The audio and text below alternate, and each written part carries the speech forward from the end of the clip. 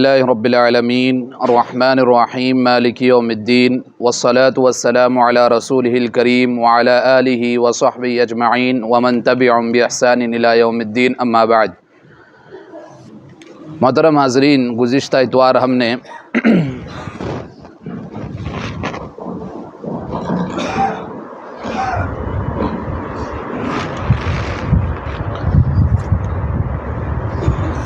محترم حاضرین، گزشتہ اتوار ہم نے تقویت الایمان کی تمہیدی باتیں آپ کے سامنے رکھی۔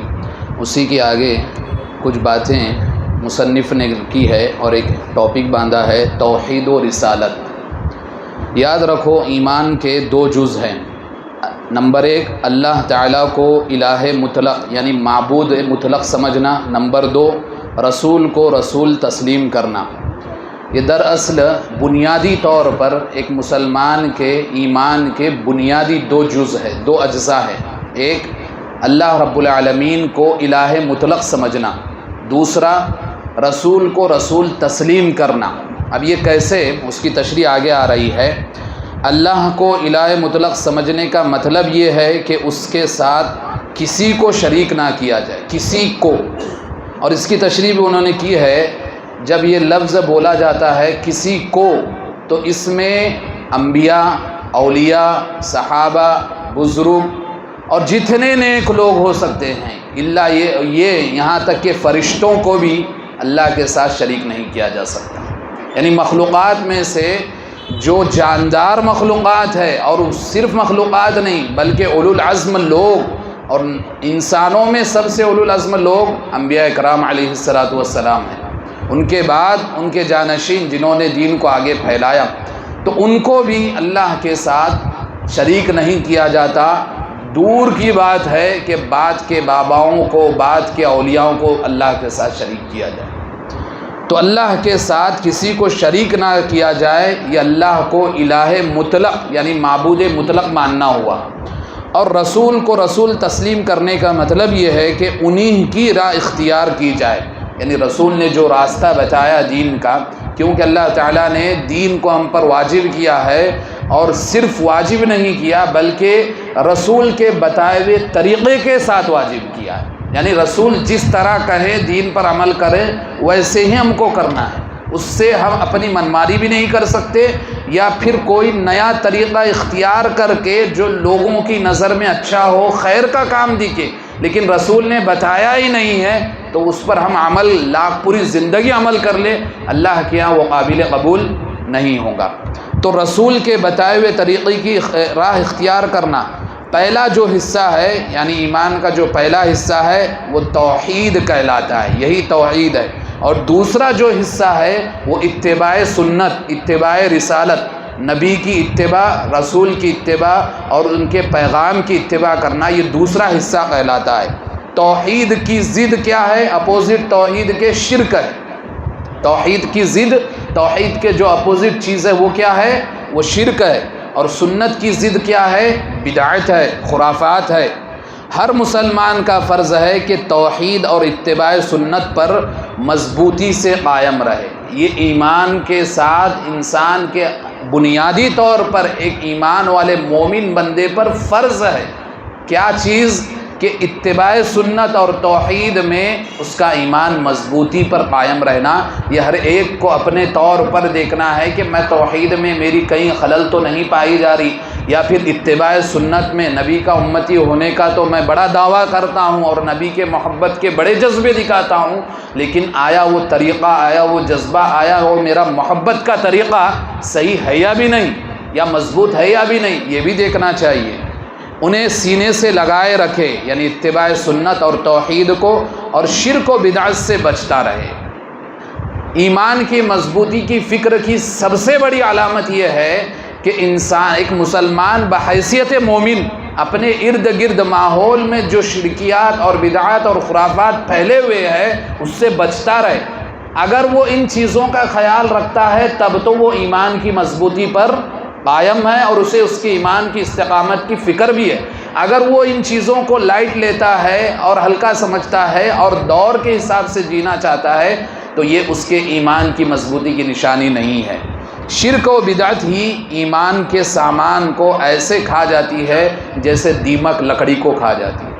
یہ ایک جملہ ہے کہ شرک و بدعت متاع ایمان کو اس طرح کھا جاتی ہے جیسے دیمک لکڑی کو کھا جاتا ہے۔ ایک انسان اگر شرک و بدعت کا علم نہیں لے گا، شرک کیا ہے بدعت کیا ہے اسے نہیں جانے گا، اور یہ سمجھے گا میں تو مسلمان ہی ہوں، میں تو ایمان پر عمل کر رہا ہوں، میں تو اتباع سنت اور توحید کو فالو کر رہا ہوں، اگر شرک و بدعت نہیں معلوم ہے تو ناعلمی میں، جہالت میں اور غفلت میں وہ شرک و بدعت کا شکار بھی ہو جائے گا، اور اس کے ایمان کو شرک و بدعت اور یہ چیزیں جو ہے اس کو روحانی طور پر اس کے ایمان کو کمزور کرتی ہے۔ مادی طور پر تو اس کو دکھتا ہے کہ نمازیں پڑھ رہا ہے، دنیا بھر کی عبادتیں کر رہا ہے، لیکن جہاں شرک و بدعت اس کے ایمان میں داخل ہو گیا، یا پھر مشرکوں اور بدعتیوں کے ساتھ اس کا اٹھنا بیٹھنا ہو گیا، تو اس کے ایمان کو شرک و بدعت دیمک کی طرح چاٹ لیتے ہیں، کھا جاتے ہیں۔ دوسرے گناہوں سے صرف اعمال میں خلل پیدا ہوتا ہے۔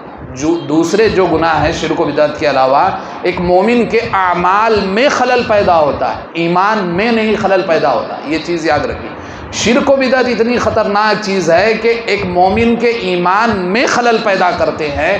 دوسرے چاہے وہ کبیرہ گناہ ہو یا صغیرہ گناہ ہو، وہ گناہ اس کے اعمال میں خلل پیدا کرتے ہیں۔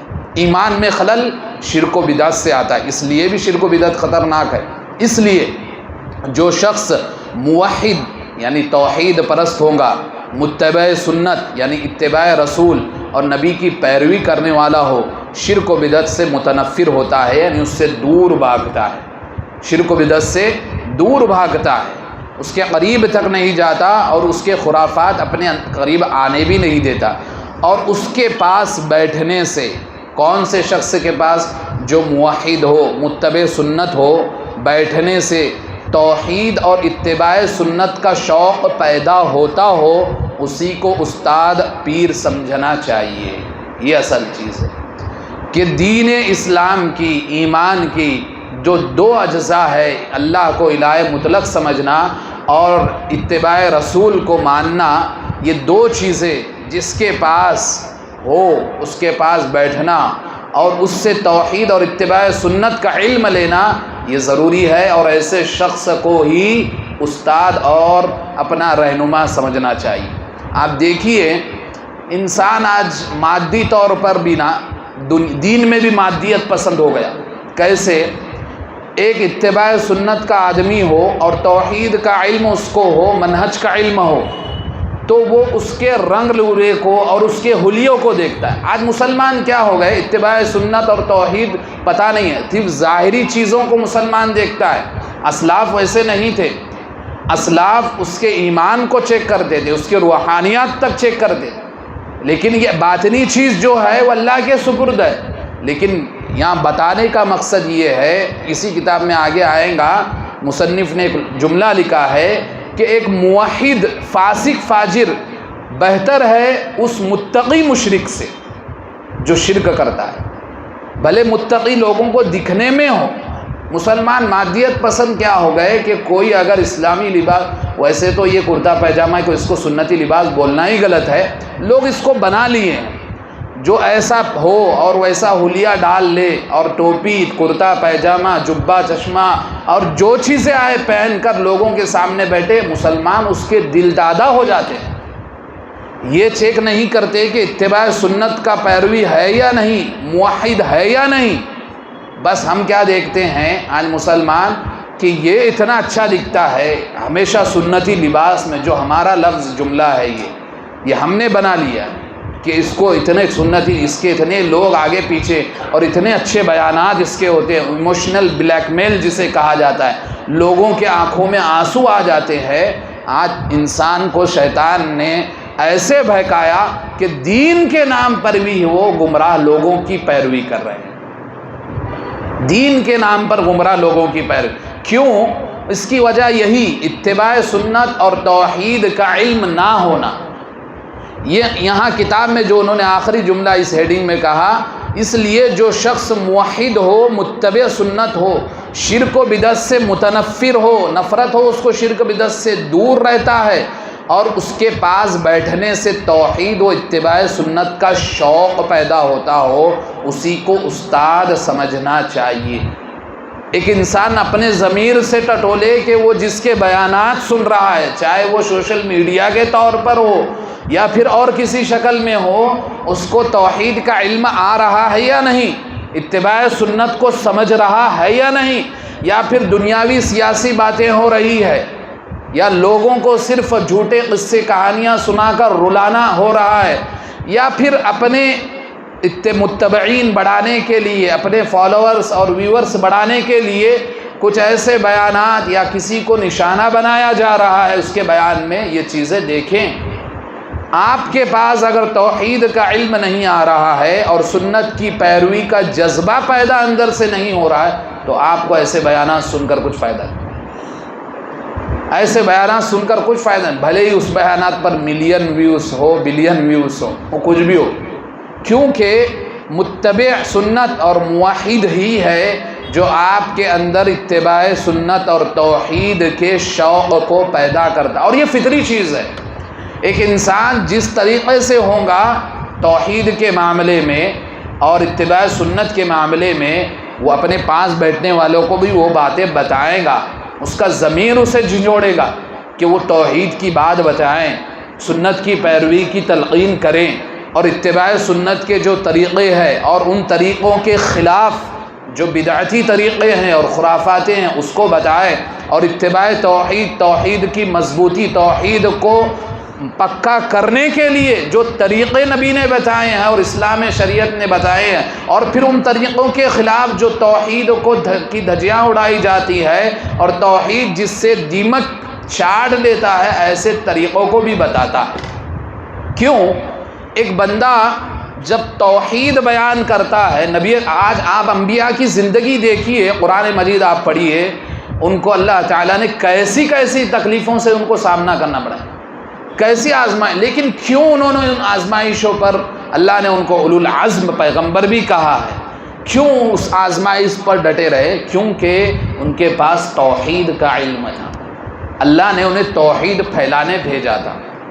ایک بندہ جب توحید پر اور اتباع سنت پر اور منہج سلف پر بات کرتا ہے تو اسے ایک اندرونی طور پر اللہ تعالیٰ راحت، سکون اور ایک جذبہ دیتا ہے۔ کیوں؟ یہ چیز ہے ہی ایسی کہ دنیا میں جو چیز پائی جانے والی اور جس چیز کے لیے دنیا قائم ہے وہ توحید اور اتباع سنت، اس چیز کو وہ بیان کرتا ہے تو اس کے دل میں ایک اللہ تعالیٰ کا ڈر، اللہ کی محبت کا شوق، اللہ کی قربت کا یقین، اور اللہ کے بندوں کو اللہ کے قریب کرنے کا جو جذبہ ہوتا ہے اور یہ جو عمل ہوتا ہے، ایک موحد اور متبع سنت ہی سمجھ سکتا ہے۔ کیونکہ سنت کے جو طریقے ہیں، اتباع سنت میں دیکھیے آپ اس کے مخالف بدعتیں دیکھیے، بدعتیں کبھی پنپتی نہیں، بدعت کبھی پنپتی نہیں، کبھی بدعت یہ ہو گئی تو اس کی شکل بگڑ جاتی ہے، کبھی بدعت کی شکل یوں ہو جاتی ہے۔ آپ دیکھیے ابھی حال فی الحال کی بات ہے، یہ لوگ جو بدعتیں بناتے ہیں، عید میلاد جو ڈیٹ کو تھی اس کو ڈیٹ کے کوئی 2 دن بعد بنایا، کوئی 1 دن بعد بنایا۔ کیوں؟ کیونکہ ان کو بھی پتا ہے یہ عبادت بعد میں ایجاد ہوئی ہے، اگر اسی دن ہماری عید الفطر ہوتی، عید الاضحیٰ ضرور بناتے، اور اس لیے بھی کہ یہ جوش و جذبے کی بات نہیں، ہماری عیدوں میں ایسی چیز ہے ہی نہیں کہ اس سے انسانیت کو تکلیف۔ شریعت کی جو عیدیں اللہ نے مقرر کی ہے، عید الفطر اور عید الاضحیٰ، اور خود غیر مسلم کتنے پولیس اس بات کی گواہی دیتے ہیں کہ جو دوسرے تہوار ہوتے ہیں اس کے ہم کو مینٹیننس اور اس کی دیکھ ریکھ کے لیے بہت پریشانی ہوتی ہے، لیکن جب عید الاضحیٰ اور عید الفطر کی بات آتی ہے تو ہم کو زیادہ مگن ماری کرنے کی ضرورت نہیں۔ یہ خود پولیس غیر مسلم بولتے ہیں، کیونکہ وہ خود دیکھتے ہیں اور خود جانتے ہیں یہ اسلام کی شکل ہے۔ اسی لیے عربی کا ایک قول ہے، الفضل بما شہد الاعداء، کہ فضیلت تو اس کی ہے جس کی گواہی دشمن بھی دے، فضیلت تو اس کی ہے جس کی فضیلت کی گواہی دشمن بھی دے۔ اور یہ شریعت اسلامیہ اتنی پاک و شفاف ہے کہ ہر انسان جب اس کو قریب سے جانے گا، پڑھے گا اور اس کے پیچھے تحقیق کرے گا تو اس کا دل اور اس کی زبان گواہی، فضیلت کی گواہی دیے بغیر نہیں رہے گی۔ یہ تو دنیا والوں نے اسلام کی شکل کو بگاڑ دیا ہے لوگوں کو اس سے دور کرنے کے لیے، لوگوں کو دور کرنے کے لیے، تاکہ لوگ اگر اسلام کی طرف آ گئے اور اسلامی ماحول، اب دیکھیے اسلام سے متنفر توحید و رسالت یہ ایسی چیز ہے جو انسان کی دنیا ہی جنت بنا دیتی ہے۔ کیوں؟ ایک بندہ جب توحید کو مانے گا، اللہ کو مانے گا، اللہ کا ڈر اس کے دل میں ہوگا، اور اللہ نے جو فرامین، جو احکامات اور جو اللہ تعالیٰ نے مسئلے مسائل قرآن و مجید یا حدیث کے ذریعے بتائے اس کو صحیح طور پر فالو کرے گا اور نبی کا متبع سنت بن کے رہے گا، تو وہ اپنے من سے کچھ کرے گا ہی نہیں۔ اگر حقیقی معنوں میں وہ اس طریقے سے بن جائے تو اپنے من سے کچھ کرے گا نہیں۔ اور دنیا کیا چاہتی ہے؟ ہم اپنے من سے کر کے لوگوں کے اوپر چڑھ کے بیٹھیں۔ آج جو دنیا میں سپر پاور ممالک بتائے جاتے ہیں، ان کے قوانین دیکھیے، ان کے دستور دیکھیے، ساری انسانیت کے خلاف ہے۔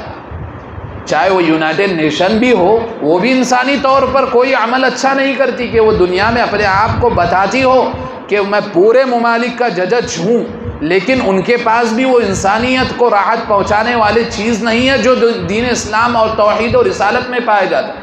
اسلام سود کے خلاف ہے، بغیر سود کے دنیا چل ہی نہیں سکتی۔ آج لوگوں کا یہ گمان ہے، اگر یہ چیز ختم ہو گئی تو ہر ایک دنیاوی طور پر توحید و رسالت کی بنیاد پر دنیا میں بھی ترقی کر سکتا ہے، اگر سود کا صرف خاتمہ ہو جائے دنیا سے۔ تو اس لیے دشمنان اسلام نہیں چاہتے، اور اسی لیے جب حضرت عیسیٰ علیہ السلام کو عیسائی مارنے آ رہے تھے تو یہودی جو یہ اتنے بدتر قوم ہے، انہوں نے بادشاہ کو کیا کہہ کر ابھارا کہ یہ جو نبی ہے یہ سود کو حرام کہتا ہے، جو ہماری تجارت ہے اس کو تجارت سمجھتے تھے، یہ سودی لین دین کو حرام سمجھتا ہے۔ تو اس نے اور لوگوں کو ابھارا ان کو قتل کرنے کے لیے، عیسیٰ علیہ السلام کو، یعنی عیسیٰ علیہ السلام کو لوگ مارنے جا رہے تھے قتل کرنے کے لیے، تو یہودیوں نے اس وقت کے بادشاہ سے کیا کہا؟ ہم اس لیے ان کو قتل کر رہے ہیں، یہ سودی لین دین کو حرام قرار دیتا ہے، جبکہ یہ تجارت ہے، ہم برسوں سے کرتے آ رہے ہیں، یہ جواز پیش کیا۔ تو یہ اتنی سختی جو دین کے نام پر یہ لوگ کرتے ہیں، یہ دراصل ان کا تحریف شدہ دین ہے، یہودیوں کا اپنا تحریف شدہ دین انہوں نے اس کو بنا لیا۔ اسلامی شریعت اور توحید و رسالت ایک بندے کو انسانی طور پر بھی جینا سکھاتی ہے، اسی لیے لوگوں کو اسلام سے دور رکھا جاتا ہے۔ اسلام کو دہشت گردی، آتنکوادی اور انسان مخالف دین یا ظلم و زیادتی کا دین بتا کر اسلام کی شکل بگاڑ دی جاتی ہے۔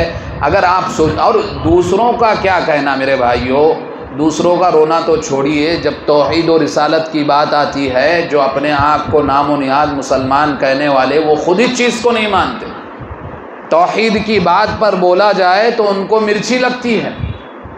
کیوں؟ ان کے جو دکانیں چل رہی ہے شرک کی وہ بند ہو جائیں گی، شرک کی بنیاد پر اپنے پیٹ پال رہے ہیں، شرکیہ دکان چلا رہے ہیں، وہ دکانیں ان کی بند ہو جائیں گی۔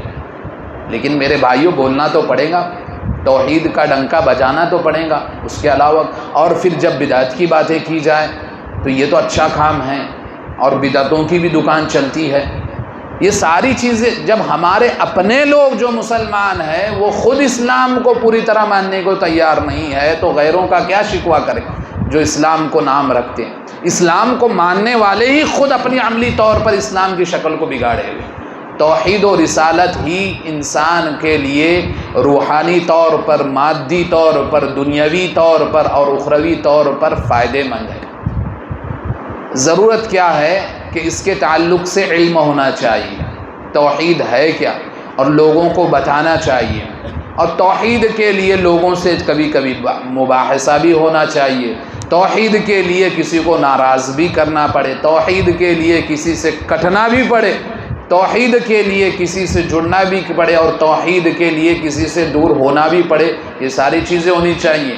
انبیاؤں کی جو اپنی آزمائشیں، قربانیاں آپ دیکھیے، اور پھر انبیاؤں کے بعد جو انبیاء کے متبعین تھے جیسے صحابہ کرام رضی اللہ عنہم اجمعین ہے، ویسے ہی دوسرے انبیاء کے ساتھیوں نے بھی ایسی ایسی تکلیفیں اٹھائیں۔ کیوں؟ محض توحید کے لیے، محض توحید کے لیے۔ اور انسان اگر اس باب میں ہی، توحید کے باب میں، رسالت کے باب میں اگر اس میں فیل ہو گیا تو دنیا بھر کا اچھا بن کے کیا کر لے گا؟ دنیا بھر کر اچھا رہ کر اس سے کیا ملے گا؟ کیوں؟ کیونکہ انسان کے لیے اصل توحید ہی ہے اور رسالت ہی، اس کے بغیر وہ دنیا میں نہیں جی سکتا۔ اس کے بغیر اگر جیے گا تو وہ شیطان کے سہارے جیے گا، اور شیطان اس کو مستی میں، دنیا کی رنگ رلیوں میں اور دنیا کے عیش و آرام میں رکھے گا، اور انسان کا نفس یہ چیزیں چاہتا ہے، اور جب انسان کے نفس پر شیطان حاوی ہو کر اس کی من پسند چیزیں اس کو دلائے گا تو اس کا گمان بھی توحید و رسالت کی طرف نہیں جائے گا، اور وہ باتیں توحید و رسالت کی کرنے شرم کرے گا۔ کیوں؟ کیونکہ اس کا نفس جو چاہتا ہے اسے دنیا میں اس کے مطابق زندگی گزارنے مل رہا ہے، تب اسے ضرورت نہیں توحید کی اور رسالت کی۔ لیکن ایک بندہ جو ضمیر کا ساتھ دیتا ہے اور موحد بندہ ہوتا ہے، متبع سنت ہوتا ہے، تو وہ اس چیز کے بغیر اضطرابی اور بے اطمینانی چیز اس کے اندر پیدا ہوتی، اسے سکون نہیں ہوتا، اور جہاں وہ توحید کے خلاف کوئی چیز دیکھتا ہے وہ اسے فوراً بولتا ہے۔ جہاں اتباع سنت کے خلاف نبی کی رسالت پر آنچ آتی ہے بدعت کی شکل میں، وہ اس کے خلاف بولتا ہے۔ اور اللہ تعالیٰ نے آپ دیکھیے توحید اور رسالت کی جب بات کہی تو دونوں میں اللہ کے رسول کو مخاطب کیا، توحید میں بھی اللہ کے رسول کو مخاطب کیا اور اتباع رسالت میں بھی۔ کیسے؟ اللہ تعالیٰ نے توحید کے تعلق سے کیا فرمایا؟ وَلَقَدْ أُوحِيَ إِلَيْكَ وَإِلَى الَّذِينَ مِن قَبْلِكَ لَئِنْ أَشْرَكْتَ لَيَحْبَطَنَّ عَمَلُكَ وَلَتَكُونَنَّ مِنَ الْخَاسِرِينَ۔ اے نبی، ہم نے آپ سے پہلے اور آپ کی طرف بھی اس بات کی وحی کر رہے ہیں، اگر ولو بفرض توحید کے خلاف آپ سے بھی شرک ہو گیا، آپ کے سارے اعمال برباد ہو جائیں گے۔ اللہ اکبر۔ اس آیت میں اگر کوئی عربی جانتا ہوگا، اس آیت میں اللہ تعالیٰ نے تاکیدی طور پر کہا، لئن میں جو لام ہے یہ لفظ تاکید ہے عربی نحو اور صرف کے حساب سے دیکھا جائے، اور لئن اشرکت لیحبطن، یہ لیحبطن میں بھی جو لام آیا ہے یہ بھی لفظ تاکید ہے، اور لیحبطن میں جو آخر میں نون آیا ہے یہ جو ایکسٹرا الفاظ آئے، جبکہ یحبط معنی ہوتا ہے مٹ جانا، لیکن اللہ تعالیٰ نے صرف یحبط لفظ استعمال نہیں کیا، لیحبطن کہا، اس میں تاکید در تاکید، اور در اصل نبی کو تنبیہ کر کے امت کو خبردار کیا کہ جب نبی کے اعمال شرک کی وجہ سے برباد ہو سکتے ہیں تو بعد کی امت بھی شرک سے بچے، کہ دنیا بھر کے عبادتیں دینی کام کر لیں اور ذرا سا ایک شرکی عمل ہو گیا تو سارے اعمال برباد ہو جائیں۔ یہ شرک کی خطرناکی اللہ تعالیٰ نے توحید کے خلاف بتائی تو نبی کو تنبیہ کیا، اور جب رسالت کی بات آئی کہ دین میں کوئی چیزیں ایجاد نہیں کرنی چاہیے، رسالت کی بھی بات آئی تو نبی کو مخاطب کیا۔ اللہ نے سورہ حقہ میں فرمایا وَلَوْ تَقَوَّلَ عَلَيْنَا بَعْضَ الْأَقَاوِيلِ لَأَخَذْنَا مِنْهُ بِالْيَمِينِ ثُمَّ لَقَطَعْنَا مِنْهُ الْوَتِينَ فَمَا مِنْكُمْ مِنْ أَحَدٍ عَنْهُ حَاجِزِينَ۔ اے نبی، اگر آپ بھی اپنی طرف سے بغیر وحی کے ہمارے اس دین میں باتیں گڑیں گے، کیونکہ نبی کو وحی ہوتی تھی، یعنی اللہ کی طرف سے وحی کی جاتی تھی، تب لوگوں کو باتیں، آپ دیکھیے قرآن مجید اٹھا کر شان نزول آیتوں کے پڑھیں گے، اللہ کے رسول کے پاس کوئی مسئلہ آتا خاموش ہو جاتے، کیونکہ علم ہی نہیں تھا، کہاں سے بولیں گے؟ پھر اللہ تعالیٰ آیت نازل کرتا، پھر اللہ تعالیٰ حکم نازل کرتا، اور وہ جو وقفہ ہوتا تھا اللہ کے رسول کا خاموش ہونا، یہ اس بات کی دلیل تھی نبی آخری سید المرسلین خاتم النبیین جناب محمد الرسول اللہ ہونے کی وجہ سے ان کی شخصیت کی بنیاد پر احکام کے فیصلے نہیں ہوتے، رب جب جبرائیل کو بھیجتا ہے تب نبی زبان کھولتا ہے۔ یہ چیز مسلمان سمجھتے نہیں، اور آج دین کے معاملے میں دھڑلے سے لوگ بولتے ہیں، فتوے دیے جاتے ہیں، نبی خاموش ہے یا مسئلہ آیا پتہ نہیں، آج لوگ دھڑلے سے، آپ قرآن مجید اٹھا کر دیکھیے، شان نزول آیتوں کے پڑھیں گے، یعنی کس حساب سے اور کس بارے میں آیت نازل ہوئی اسے شان نزول کہا جاتا ہے، سبب نزول، کہ آیت کے نازل ہونے کی وجہ کیا ہے، آیت کے نازل ہونے کا سبب کیا ہے۔ تو اللہ کے رسول صلی اللہ علیہ وسلم کے پاس کوئی مسئلہ آتا تو اللہ کے رسول کو اگر علم نہیں ہوتا خاموش ہوتے، اور پھر اللہ تعالیٰ جبرائیل کے ذریعے وحی کر کے بھیجتے۔ تو اللہ تعالیٰ نے اس میں کیا فرمایا؟ وَلَوْ تَقَوَّلَ عَلَيْنَا بَعْضَ الْأَقَاوِيلِ، اے نبی اگر آپ اپنی طرف سے میرے اس دین میں کچھ باتیں گھڑ لیں گے لَأَخَذْنَا مِنْهُ بِالْيَمِينِ تو ہم آپ کو ہمارے دائیں ہاتھ سے پکڑیں گے ثُمَّ لَقَطَعْنَا مِنْهُ الْوَتِينَ اور ہم آپ کی شہ رگ کاٹ دیں گے. اللہ فَمَا مِنْكُمْ مِنْ أَحَدٍ عَنْهُ حَاجِزِينَ تو تم میں سے اللہ تعالیٰ پھر کفار مشرکین کو مخاطب کر رہا ہے، تم جو یہ نبی کی دعوت پر اس کے دشمن بنے پڑے ہو، جب اس طریقے سے منظر یہ نبی کے ساتھ ہوگا تم خود اس کے ساتھ ہمدردی جتانے کے لیے آؤ گے، لیکن فما منکم من احد عنہ حاجزین اس کے بعد بھی کیا تم میں سے کوئی ایسا مجھے کرنے سے روک سکتا ہے؟ تو اللہ تعالیٰ نے جہاں توحید کی بات کی وہاں بھی نبی کو مخاطب کیا، اور جب رسالت کی بات کی وہاں بھی نبی کو مخاطب کیا کہ اپنی طرف سے کوئی بات گڑھ کر بتاؤں گے. یہ نبی کو اللہ نے تنبیہ کی ہے. آج مسلمان پتہ نہیں کتنے من گڑت باتیں دین کے نام پر ایجاد کر لیے ہے کہ دین کی اصل چیز ہی مٹ گئی ہے. جو اصل دین تھا وہ مٹ گیا. لوگوں کی روایتیں اور من گھڑت باتیں اور رسم و رواج اتنی عروج ہو گئی ہے کہ اگر ان ماحول میں سنت کو پیش کیا جائے تو لوگ چڑھتے ہیں. کوئی سنت بتانی چاہے تو لوگ اس سے دور بھاگتے ہیں کہ یہ بھی تو اچھا کام ہے، یہ بھی تو کوئی خراب کام ہے. یہ نہیں دیکھتے کہ آیا یہ دین میں ہے یا بھی نہیں، یہ اتباع سنت کے مطابق ہے. اس لیے توحید و رسالت کی بات اللہ تعالیٰ نے قرآن مجید میں جب کہی تو دونوں چیزوں کو نبی کو مخاطب کیا، کیونکہ بندہ اسی چیز کی بنیاد پر دنیا و آخرت میں کامیاب ہو سکتا ہے، اور اسی چیز کا علم بندے کو ہمیشہ ضروری ہے. اپنی عمر کے بالغ ہونے سے لے کر مرتے دم تک اسے توحید اور رسالت کا علم لینا چاہیے، اور توحید پر مضبوط ہونا چاہیے، اور اتباع سنت میں بھی مضبوط ہونا چاہیے. اللہ تعالیٰ سے دعا ہے کہ جو کچھ باتیں کی گئی اس سے مجھے سب سے پہلے اور ہم سب کو اس پر عمل کرنے کی توفیق عطا فرمائے. اللہ تعالیٰ جب تک اس دنیا میں زندہ رکھے توحید پر اتباع سنت پر زندہ رکھیں، اور جب ہمارا خاتمہ ہو تو خاتمہ بالخیر فرمائے. آمین. وآخر دعوانا الحمد للہ رب العالمین وصلی اللہ علی النبی.